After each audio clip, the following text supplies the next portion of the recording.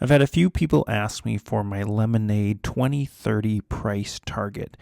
In this video, I want to give an update on what that price target could be. And I did a similar video called Lemonade to the Moon 2030 model. This was, though, in June of 2023, so nearly 2 years ago. Some of the results there, I gave more of a wider sort of market cap potential range in that video. I'll link that video if you want to check that out from the past. But I would have somewhat similar results, but be a little bit more detailed and specific in this video with my current model. And of course, a couple years further down the road, we can see a little clearer where the Lemonade story is going. So flipping to my Lemonade model, this is available to all my Patreon supporters. If you want full access to the model, feel free to support the channel and join my Patreon. We're not going to focus so much on the details of the quarters right here, 2025, 2026, but we're going to fast forward ahead 2025, a few years into 2030 range. I actually have, so I'll run through some of the key numbers and then give sort of cut as quick as we can to the results. Sort of what might my price target be, and give a little bit of the background and numbers behind that. So I have IFP, and this could be off. Of course, you're projecting out multiple years into the future. Lemonade's given us some guidance, some very rough guidance. You're looking out that far. The point I want to make though is not really. It doesn't really matter to me about being precisely correct. You just want to be directionally correct and within a certain spectrum, sort of, and that spectrum of results, you could do phenomenally better. Even the share price may be better than I'm going to show at the end, or maybe it's going to be worse, but at least you kind of understand the mechanics of what could drive it either way, and could even sort of understand the range of sort of possible outcomes and range of probable outcomes is the way I like to think about it. So these are just numbers, in a spreadsheet right now. How do I know? What I'm trying to say is I'm not trying to precisely pinpoint that it's going to be exactly 5.1 billion IFP at the end of 2030, by the end of 2030, but it could be in that range. Maybe it's going to be 4.5 billion to 5.5 billion, something like that. Is probably a pretty decent estimate. So, but end of 2030, I have 5 billion IFP. I have my IFP is actually accelerating, growing. They gave some nuance at Investor Day that sounded like my estimate at Investor Day was that they're going to 10x their book of business over kind of 8-9 year span, something like that is sort of the best. There's sort of the few, you pick up the breadcrumbs of what they were suggesting. I mean, they basically suggested 30%, compound annual growth rate. If you do that to the power of 9, you're at 10.6 years to get there. If you do that to the power of 8,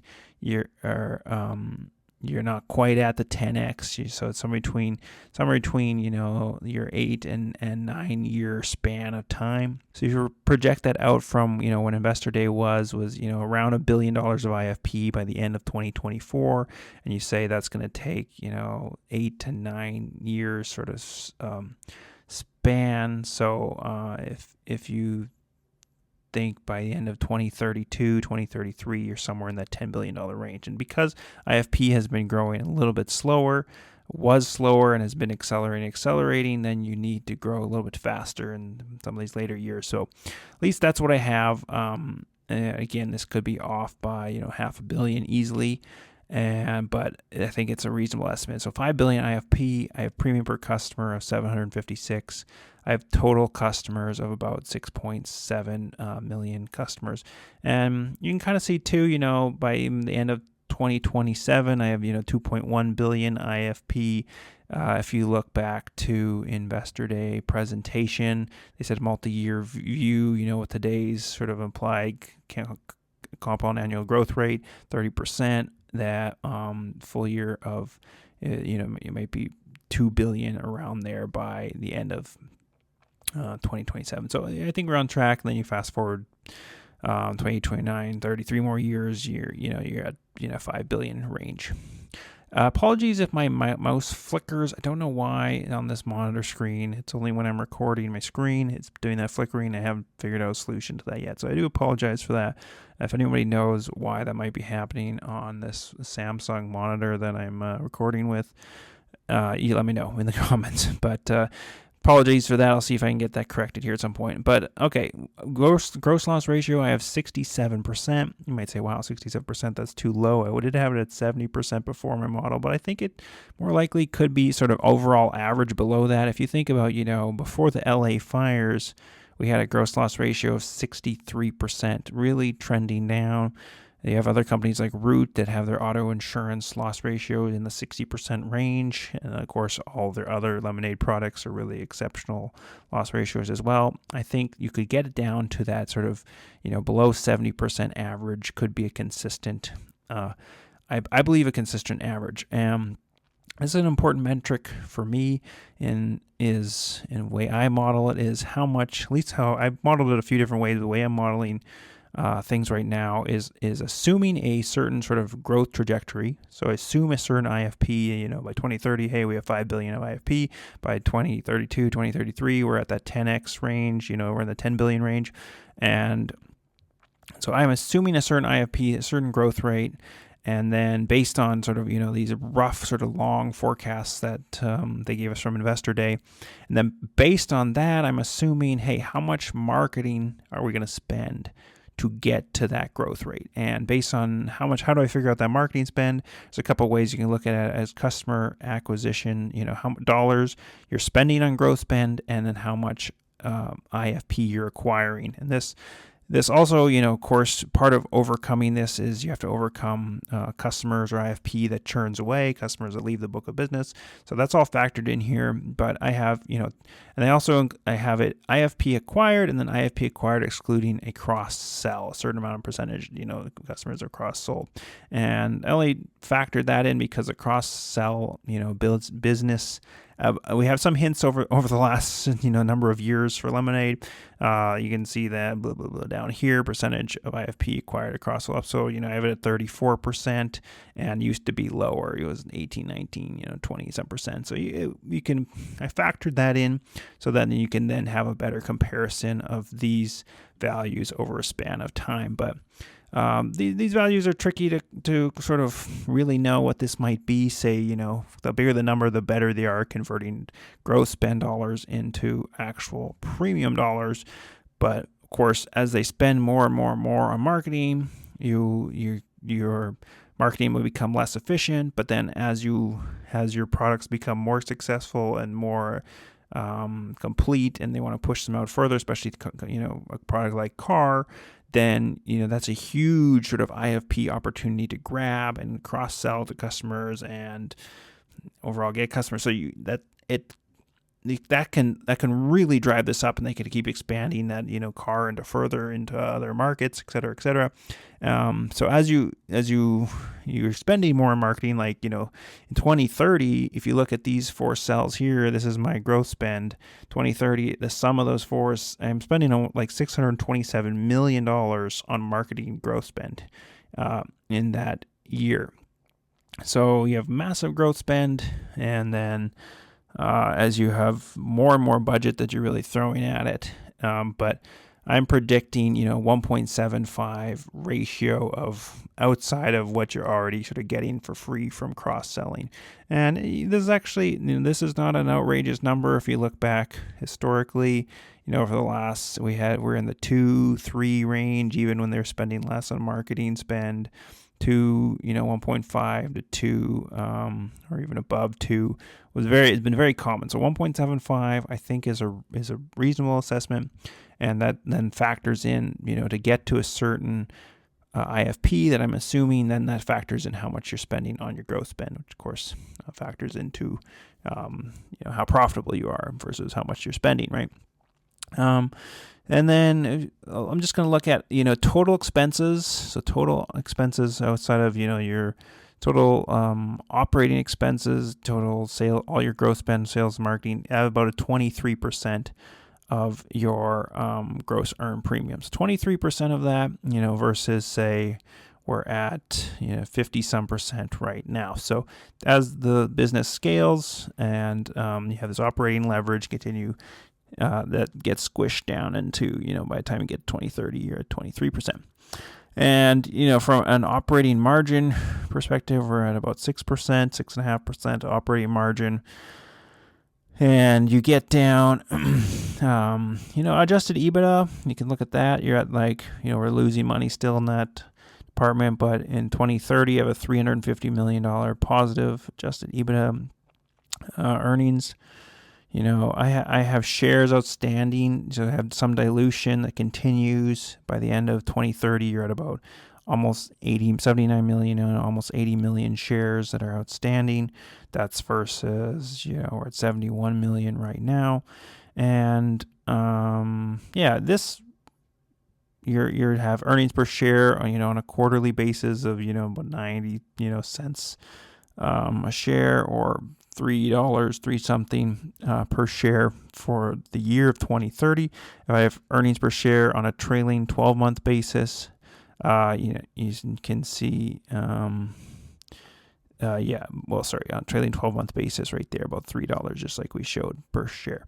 And now the way I'm calculating then the sort of potential share price in 2030, say the end of 2030, let's look in this column right here, is with these cells right here, I'm saying, okay, for a given PE value, price to earnings value that the market assumes for Lemonade, I just have a cell here I can adjust, and you can see the results.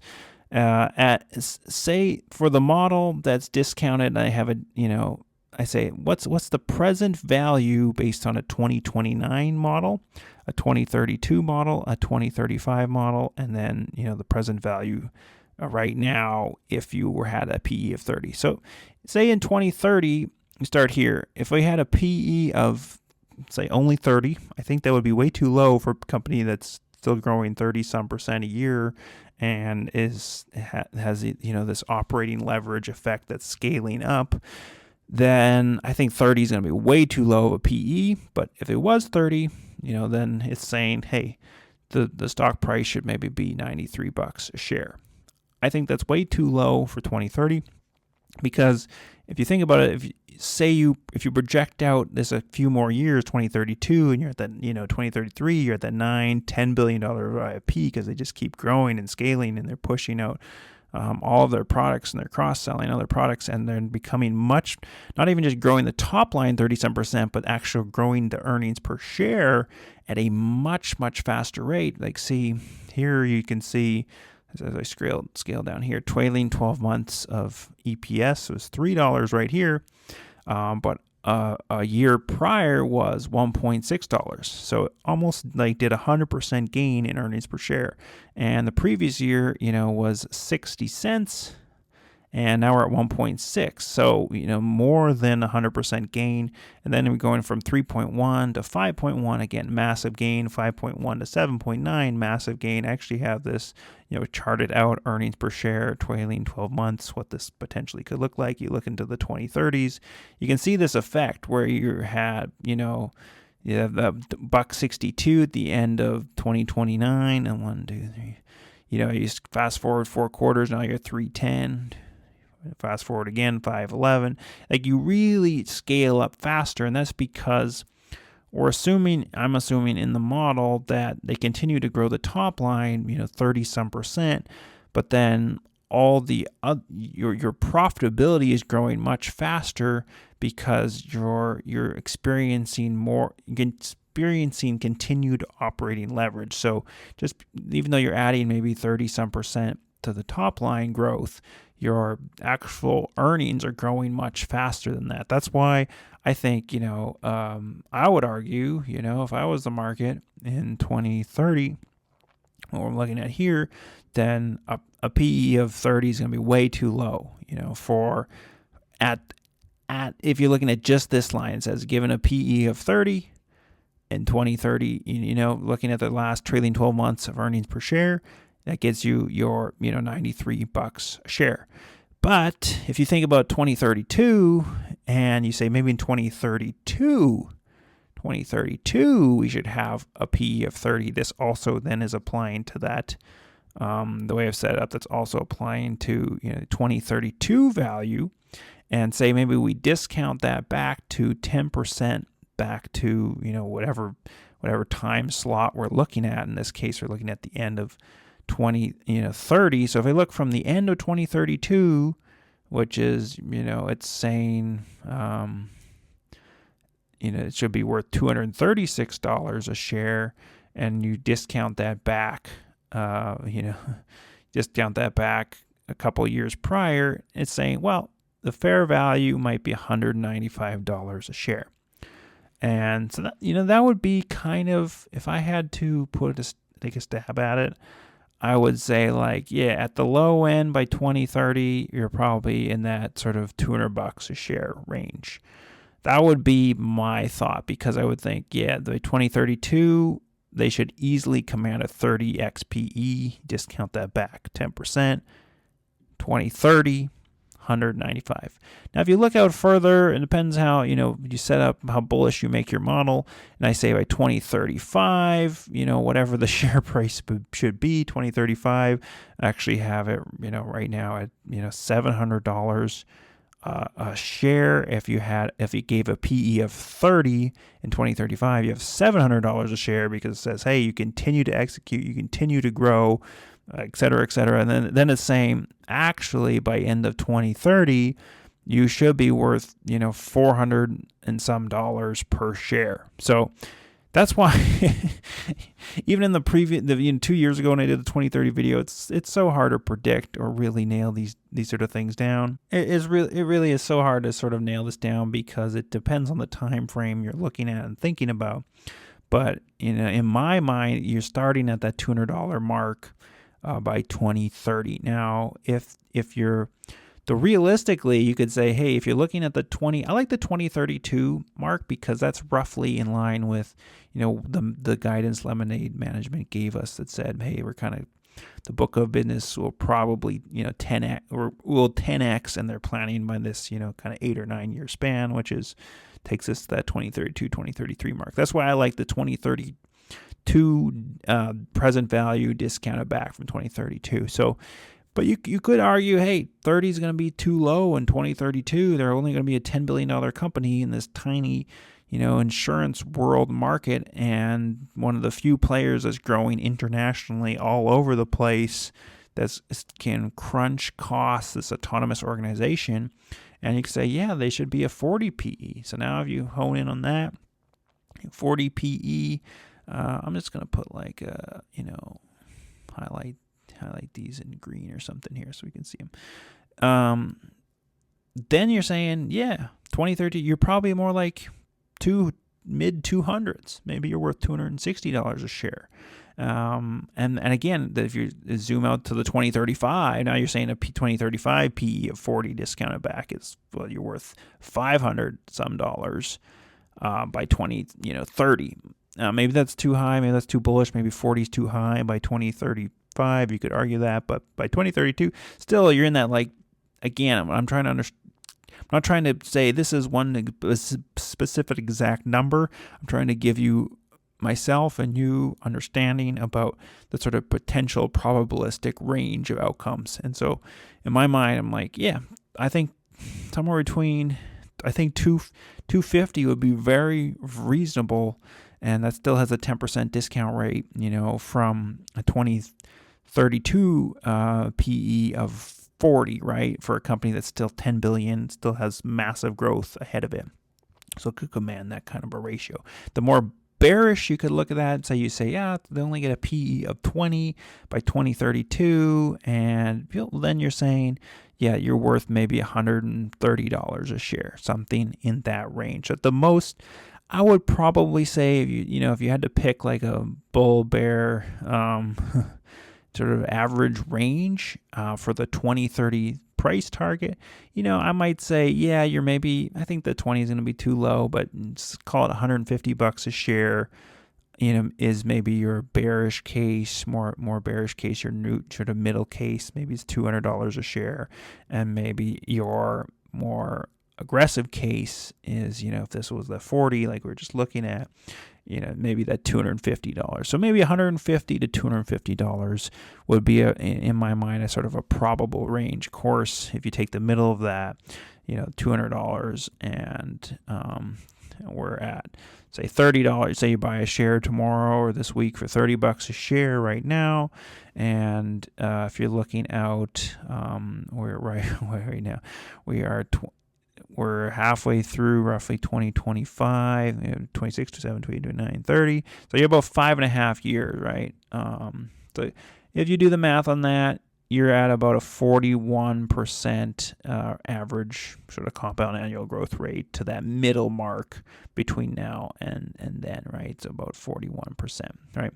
So, and honestly, I would not be surprised if we lived in a world and this, like, if this went way higher than this, like if people looked, if there was like not a, maybe they gave it a 40 PE, but people see, not just to 2032 at that time, but they say, yeah, we can see from 2030, we can see to 2035, and we can see in 2035, they're still probably going to have massive growth ahead, and they'll have a 40 PE, and we'll discount that back, and they'll say, hey, it's not worth, $150 to $250 a share, like Paper Bag's saying. It's worth like $500-$600 a share. That would not surprise me at all. That's the sort of uncertainty you're talking about when you're talking over a number of span of years, and also trying to think about how the market's going to understand the company and what they would sort of value their shares at. So it would not surprise me in the slightest. That is a possible, even somewhat probable outcome. It would be like, I could see it at, $500 a share by 2030. Of course, you put a 500 in here, not 200, and you're at, 67% compound annual return over the next 5.5 years. Like, it's bonkers kind of numbers at that point. But we can't really bank on that. If I had to, again, give that range, I'm saying $150 to $250 a share is probably what I would expect by 2030. And, average, the price now, if you say, 2030, if we scroll that back, the 2032 discount, to right now, the PE of 40, we're talking right now, maybe you might be worth, $150 a share is a reasonable price right now. Of course, we're not even close to that. At some point, we'll see a discrepancy between what we see now and what that price will be. Or if you put in the PE of 30, to that 2032 value discounted back to today, you're at that, $100 and some dollars per share. That's why, it's easy. Even if you put in, say, 20, you could say you're at $75 a share. This is, again, the PE at 2032 and then discounted back to today. So I don't know.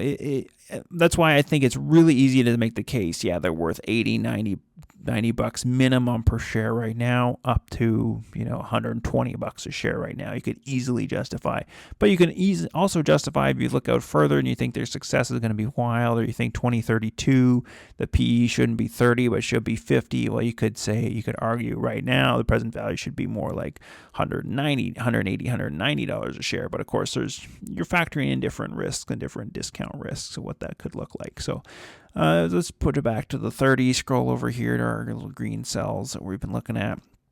And again, I think a reasonable, honestly, if I had to guess, I don't know, but that I think a higher PE is not going to be crazy if the thesis plans out, it